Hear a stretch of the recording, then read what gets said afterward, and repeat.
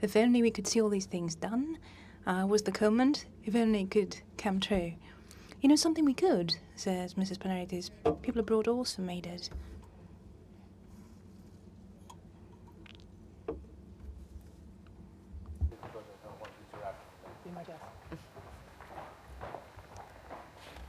Λοιπόν, να ακούσουμε και τον κύριο Γκάρι Ριτ τώρα, να μας πει και εκείνος. Okay, we'll hear Mr. Gary right now, who will share with us his experience. He'll tell us what it is that he has done, and he has yielded results, and we'll see what it is that we can do in the domain of finances, courts, etc. Tough act to follow. I think in the spirit of this being a forum that encourages you to try to think about what sorts of things Greece could do to address its public sector crisis.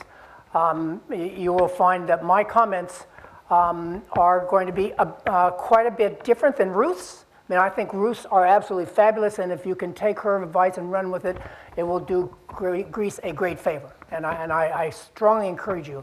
On the other hand, I've worked in development while I'm trying to reform the public sector itself for 20 years plus now. And I find it extraordinarily difficult to make progress. New Zealand obviously did an absolutely astonishing job on this front, and having people like Ruth come and talk about that is exactly the sort of thing that you need to help you figure out what you can do. I will dig down into sort of more granular discussion of the sorts of challenges that one typically runs into trying to reform the public sector, and examples that show the sorts of devices that can help to address those challenges. No single device or particular group, of devices will guarantee success. But they can be helpful. We'll just hold on this for just a second. I did want to start out my presentation with a few caveats about what's realistic in lots of countries, developing countries and countries that face the kinds of challenges that Greece faces. And this is the first place where you'll see some difference between Ruth and me, and that is in the sense that she makes a very strong argument for doing things fast and doing everything at once. And what my presentation will do will be to suggest that it is extraordinarily difficult in many countries to do everything fast, okay? And it's not just a matter of not having enough resources, it's a matter of the wealth of impediments you typically run into.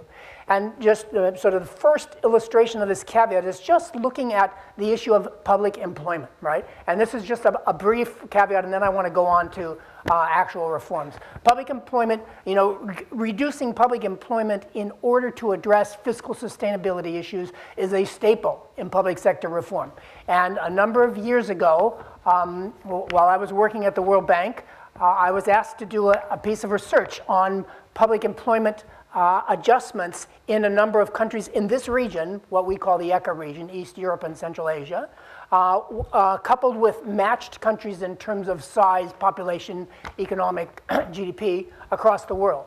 And so I looked at the employment in these companies over roughly a decade, from about 1993 to about 2003 or 4, right? And I found two really fascinating results. And first, can we go to the next slide?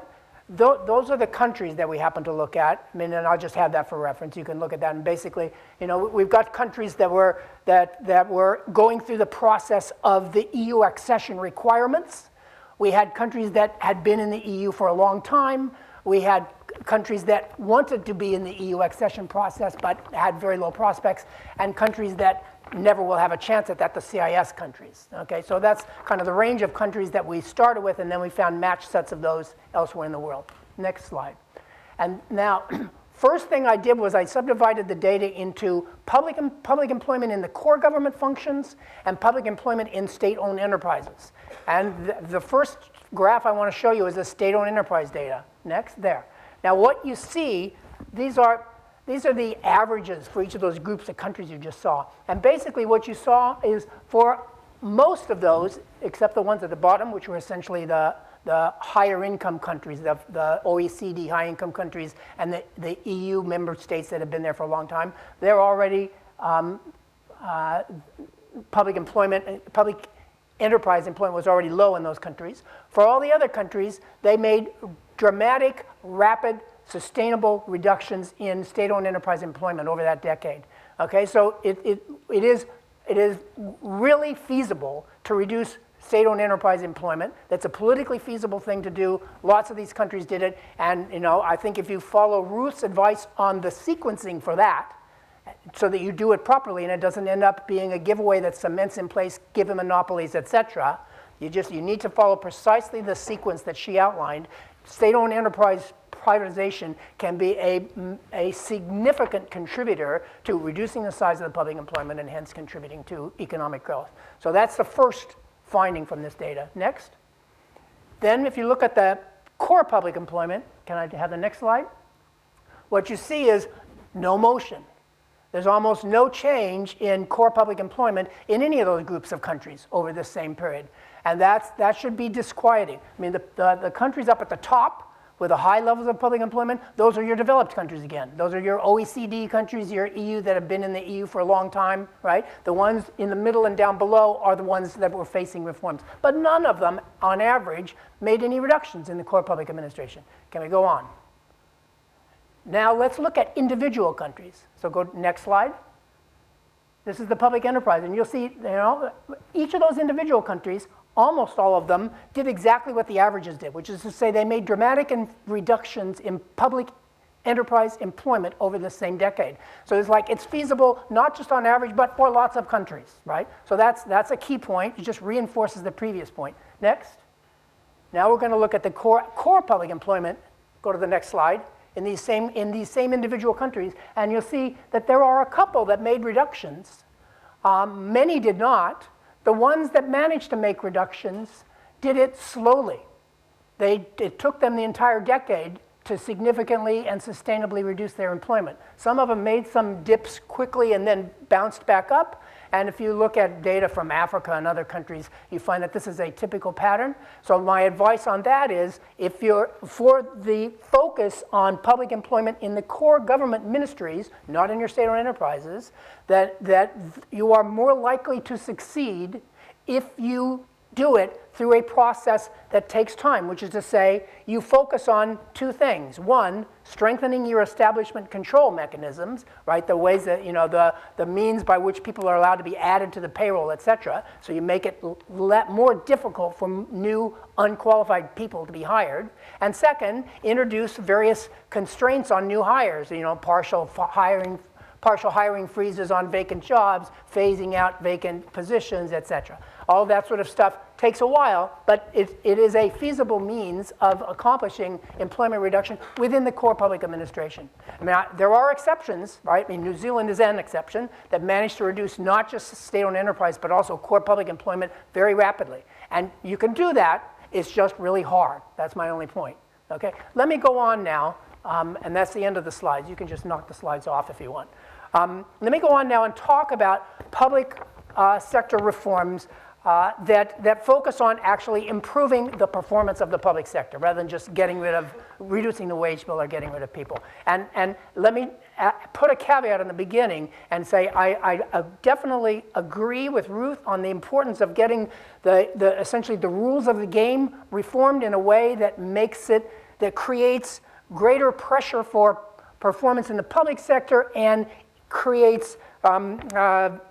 facilitates economic growth in the private sector, which is precisely the point that Mr. Pasaridis made at the very beginning, right? The importance of the public sector facilitating private sector growth. Ruth was stressing that too. You've got to have rules of the game that actually make it easier rather than more difficult for firms to start up, for them to seek out new markets, et cetera. That's fundamentally important. Those things you have to do, they're cross-cutting things because it's changing the rules of the game. But now what I want to focus on more is for those functions that, for whatever reasons, whether they're political, social, whatever, end up staying within the public sector, what can you do for those types of services, functions, et cetera, to enhance the odds that they will actually work better rather than worse. And let me give a couple of examples. The first one I want to talk about,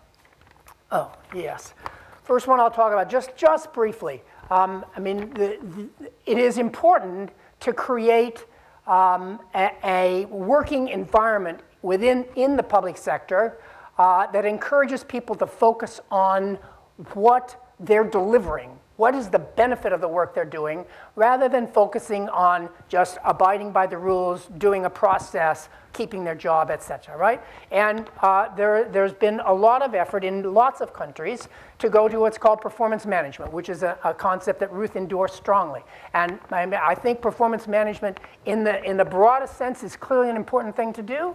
But I also think it's important to notice that performance management in the public sector is an extraordinarily difficult thing to get to work well. There have been lots of studies in OECD countries where they put in pay-for-performance arrangements, and the results have been less than encouraging, right? And I did a piece of research with some of my colleagues at the bank about, about 15 years ago now, about 10 or 12 years ago, where we were able to look at the performance of individual agencies in 3 distinct countries, in Slovakia, Romania, and the Kyrgyz Republic. We had data on the performance of these agencies, both from within the agency and from outside the agency. Some of the data was perceptions of performance, and other data was on the extent of bribery practiced by agency personnel, okay? And it didn't matter which dependent variable we used, we got the same results.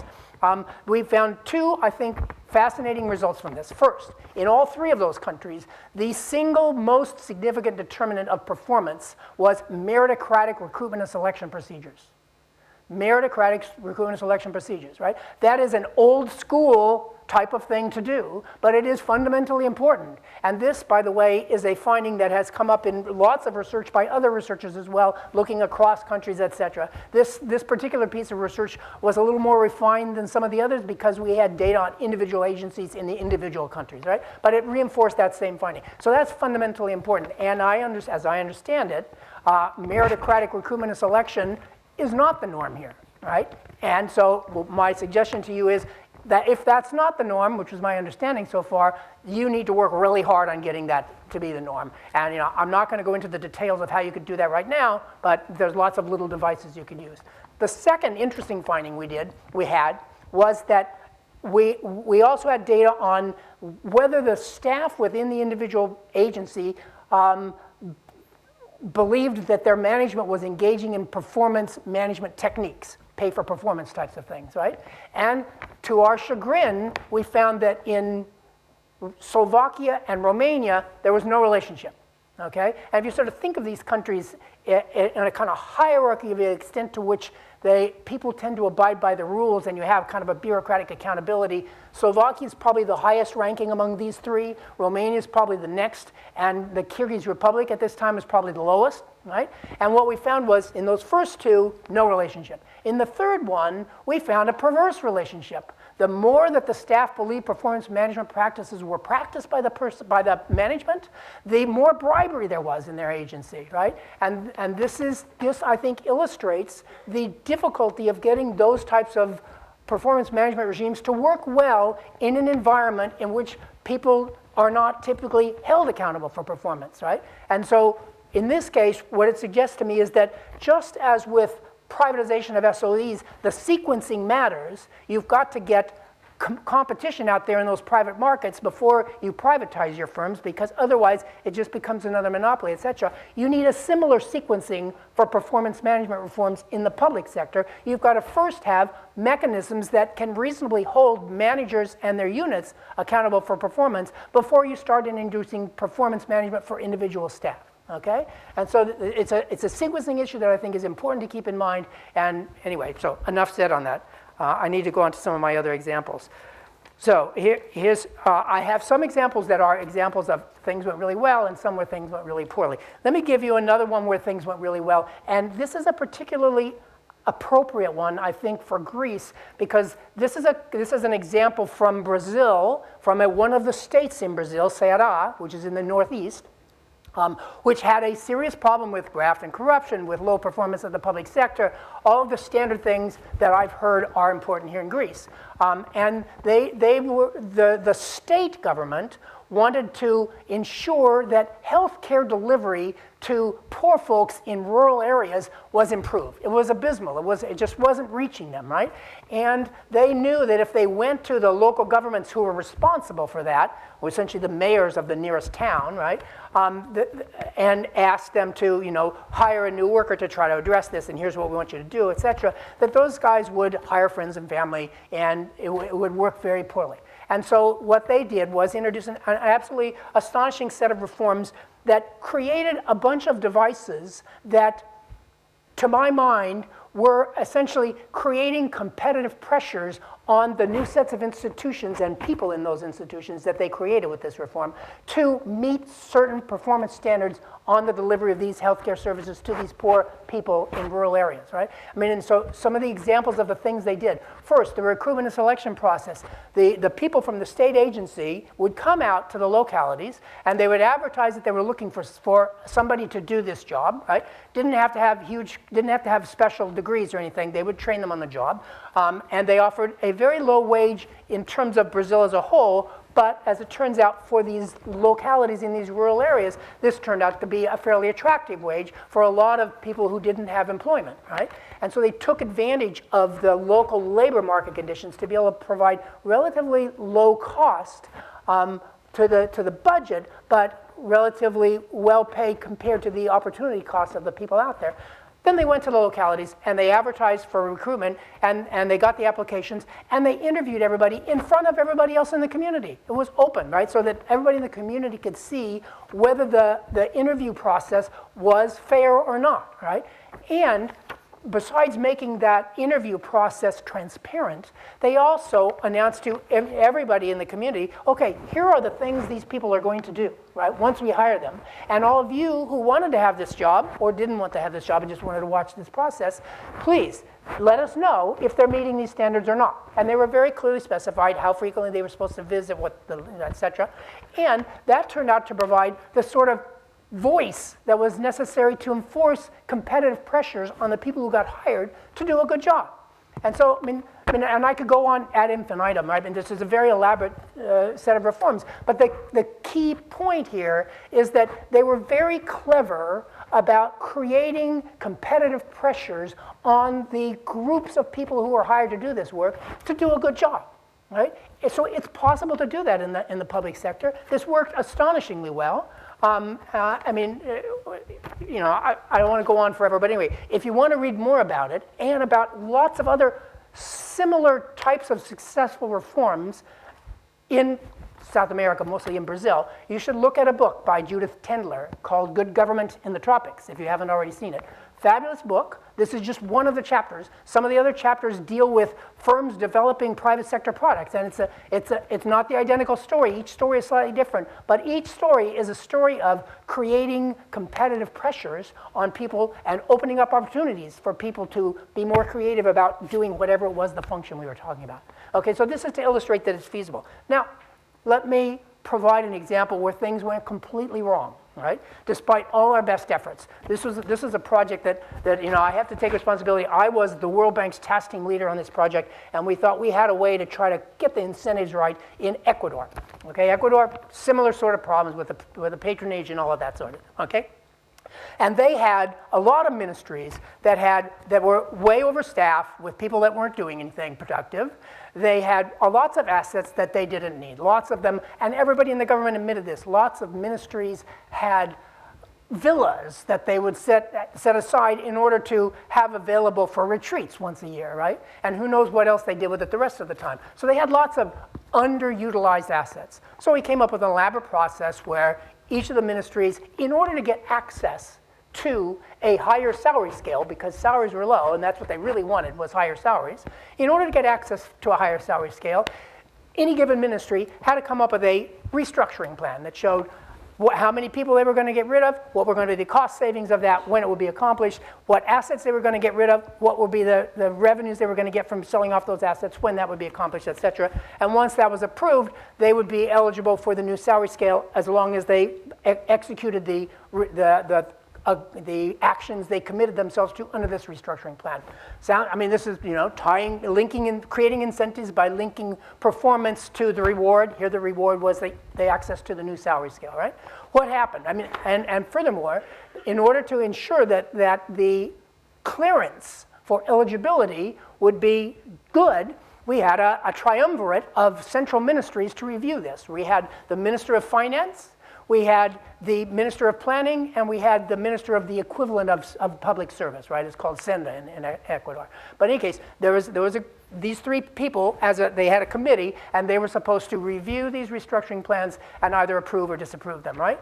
What happened? The minute the loan was approved, this triumvirate approved every single restructuring plan, even though there were no restructuring plans. And everybody got the new salary scale, so the whole thing collapsed because of the tremendous pressure on those three ministers to cave to the demands for higher salaries by the public employees. So this is just to show you that you can have a design that looks like it ought to work, but it can fall apart in your face if the political pressures overcome that because the incentives of the constituencies are just too great. And I'm sure people in Greece appreciate that sort of situation. So, I mean, I don't have a sort of answer to what we should have done. We clearly shouldn't have done what we did do in that particular environment. But it's just kind of a warning that if the incentive you provide is too big, it is often difficult to control that. Okay. Let me mention now a couple of other examples. And now the point is to illustrate the value of voice as a means of creating pressure on public agencies to do a better job, okay? And so a couple of examples. First, Uganda. Uganda back in the late 90s, early 2000s, the World Bank had a little piece of work there where they were looking at the education system. And they were worried that if you looked at the data, you saw that numbers of kids in school were going down over time, but the indicators of the quality of education in terms of graduation rates and movement from one level to the next level of education, et cetera, were getting worse. And they're thinking, the budgets were going up. So how can this be? Budgets are going up, students are going down, and education's getting worse. This is like something's wrong with this picture. So they went out and did a bunch of what they called public expenditure tracking surveys, where they essentially tracked the money starting at the central government, going down to the state or regional government, going down to the local government, and then to the individual schools, and tried to figure out, how much money that ended up in the school compared to how much money started out up here. And the leakage was like 83%. So the schools were getting almost nothing, right? And so they did this for a bunch of individual school districts, and then they published the information. And what happened over a course of a couple of years of doing this? Surprise, the leakage dropped dramatically. And more importantly, the leakage dropped more dramatically in those communities where there was an active press that picked up that information and made a big deal about it. Okay, so having the information available was important. Having an active press was even more important. So that's an illustration of how you can use devices to make voice more effective. Right? You basically got to provide the evidence and take advantage of a press, et cetera. Another similar example is Bangalore. I mean, I don't know how many of you are familiar with this, but Bangalore is like the economic growth engine of India. It's one of their states. And way back in the 1990s, actually, a local NGO, turns out to be headed by a guy who happened to retire from the World Bank, but in any case, it was a local NGO, got it into its head to do report cards on the performance of particular public agencies in Bangalore. And they'd pick out like the water supply agency and the telephone and et cetera. And and then they would publish the information, and what happened as a result of this was that, there was that created pressure on the agencies to improve their performance. And it worked exactly the same as the PETS thing did in Uganda. And after a while, they started sort of working directly with the agencies they were doing their report cards on. And they sort of worked out a good working relationship with them. And the information, the feedback would get to the agencies even faster, and they would make the reforms. So once again, just an illustration that you can use particular voice mechanisms to enhance the competitive pressures brought to bear on individual public agencies. Oh boy, I think I'm taking too much time, so I will stop there. I want to highlight just a couple of the themes that I wanted to make here. Is that first, public sector reforms, you're going to run into resistance. That's a given. The question is what you do about the resistance when you run into it. And what is important, I think among other things, but particularly important, is you want your reforms to build a constituency that will support that reform. Because if the reform doesn't build a constituency, it will definitely fall, almost certainly fall prey to the forces that will oppose that reform, right?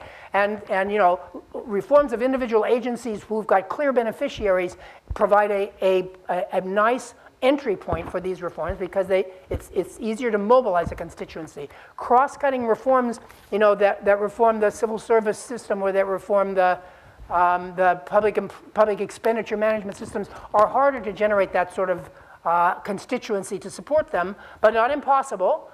So they will be harder to do by themselves, but as Ruth pointed out, they're fundamentally important because if you don't change the rules of the game that govern both the behavior in the public sector as well as the public sector's behavior towards the private sector, you're going to have trouble getting the rest of your reforms to go to work. I'll stop. Thank you very much. Λοιπόν, για να έτσι συμπερασματικά από την ομιλία τόσο της κυρίας. So, okay, in conclusion of both speeches, we should all understand the need for reform. Now, how will these take place? And how we will have management of the reaction we will face. This is what we need to look into. I think that's your motto, Eleanor. Let's learn about what's happening, what's happened to us. Let's at least know what the right course is, and then let's try to create Greece as we dream of it. Yes, I think that the most interesting thing is to see that we need to start creating a team of reformers, a team that believe in the same dream, who will at least want to see the country at a very high level. And then we can move on to the second and third and fourth step. Yes, but this means that we need to go beyond what we're used to. Yes, that's what Ruth says, that the only way for New Zealand to escape death is reforms, because the crisis had brought the country to dire states. Perhaps in Greece, the crisis has mostly affected people that are not decision makers, and perhaps the decision makers do not yet feel that the crisis has affected them. So I think that we're all affected by the crisis, but I completely agree. But I want to say that we understand the concept of crisis differently. So apart from the mediated image of the crisis, if we look at the actual interests, last year, for example, did we have a crisis? Yes, it was terrible. But we had 6,500 people being hired. So what are you talking about? What I want to say is that it seems to me that we have a completely different rationale, a completely different course that we think we need to follow. And perhaps we might say that, yes, we're suffering a crisis, but we need to feel this, to experience it, which would lead kind of automatically to the support movement. Having experienced some reforms in Greece, I can say, for example, to take a very well-known reform, which went against the will of the political system. So the then minister had been ousted, he'd been kicked out basically to an irrelevant ministry. The only thing that supported it was that the citizens would go to the citizen service centres, which he established, while the next government decided to abolish these, and they had written in their agenda that we're going to shut citizen service centres down, but then they found people waiting in the queues, so they couldn't. They found that people want it. For example, the ASEP proposed by Mr. Peponese, this would have been abolished if they could do what they wanted. But I want to say that only the political system can be the vehicle for all this. It has to absorb all these policies, and this did not collapse because there was a hard core of people that tried to maintain it. So I agree that, first of all, in Greece, the crisis has not affected the core of the political system. There are phenomena, there are kind of trends towards tearing it apart, but it has not really been affected. And secondly, when we have in a way for management, you know, if we can do things differently without nepotism and having politicians to serve your needs, if we don't go beyond this, then I don't think that we will have any change. I'll see make shift solutions, but nothing radical, and then we'll go back to what we know, and we'll go back to yes, we haven't understood that we can't afford to go back to what we're used to. You're right. Are there any questions for Mrs. Richardson, for Mr. Reid? Microphone, please.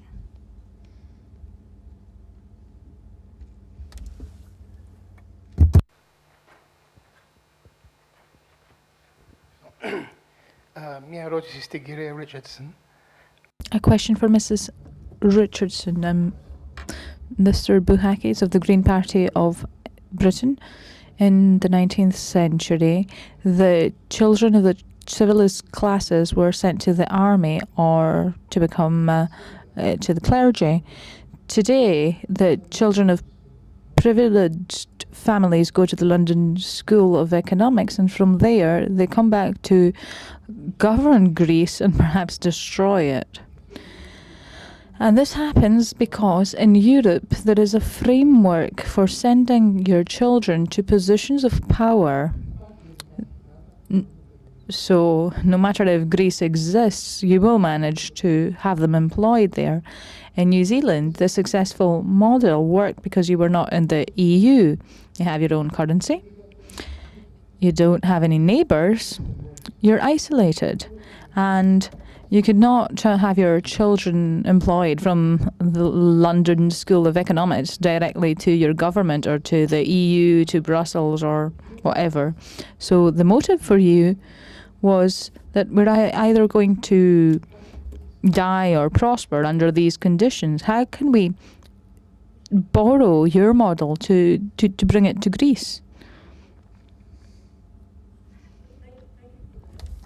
And perhaps I have to confess, my son has just finished a PhD at Cambridge University in biotechnology, not economics, and wants to be an entrepreneur, and he'll live or die by the quality of his idea.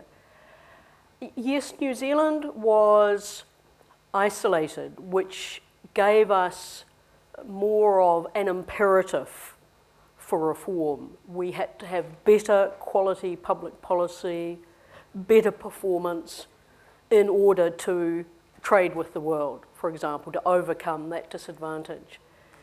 But in truth, nobody is isolated these days. Everything is connected.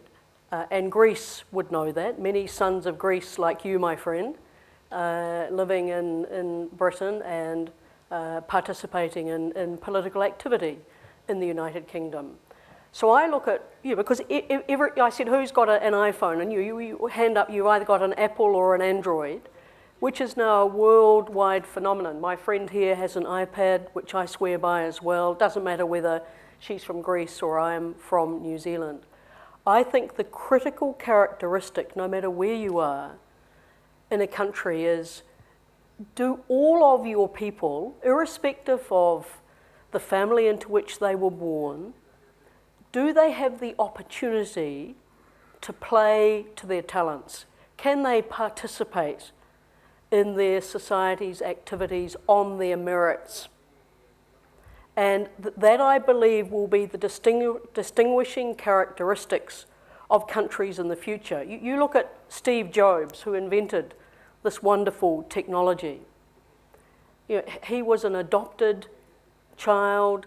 He was sent to university, didn't want to be there, but he had the capacity in the American system to make it despite his background, because the opportunity was there, was the merit of his idea. And I think that is the universal rule. Governments do not create wealth.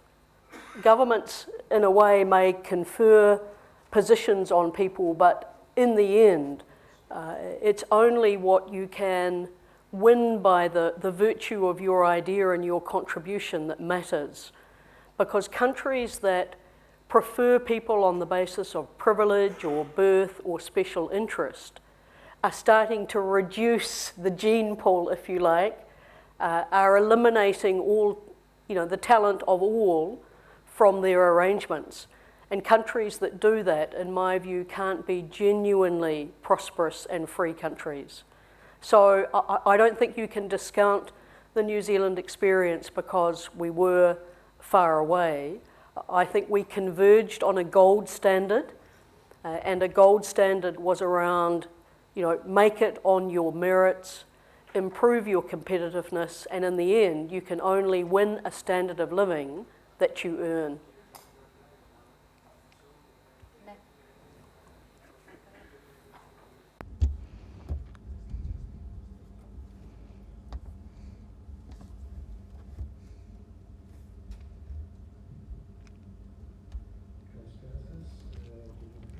Good afternoon. Excuse me for might sound a little bit presumptuous, but I have to say that I belong to the European Party of Oliver Cromwell, because I believe in radical changes, even through radical action if required. As I heard you mention a few books, I would like to say that it would be very useful, if you haven't done it, to search in Google for La Crise sans fin, written by Myriam Rebaud-Dallon, a very well-known French philosopher, who says that this crisis is innate to